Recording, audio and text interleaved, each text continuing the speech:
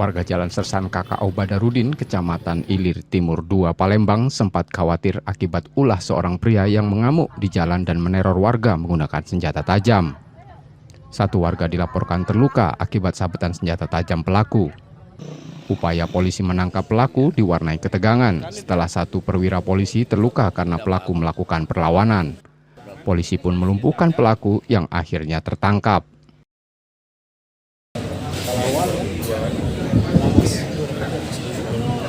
Sudah melawan mengancam jiwa kami, ya kita semua melakukan tugas jujur melakukan pelumpuhan kepada pelaku. Dan juga pelaku tersebut sudah melakukan meresahkan masyarakat, menakut-nakutkan masyarakat karena yang bersangkutan membawa dua bilah tajam, satu parang dan satu pisau di tangan kanan dan tangan kirinya.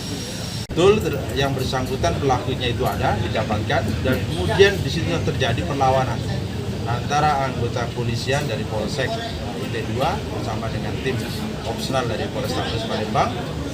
Di situ ada perlawanan dan pelaku membawa dengan dua senjata tajam hingga melukai daripada korban anggota dari Polsek. Setelah tertangkap, pelaku kemudian dibawa ke Rumah Sakit Bayangkara Palembang sebelum menjalani pemeriksaan karena ulahnya tersebut. Yudi Kiswanto, Kompas TV Palembang, Sumatera Selatan.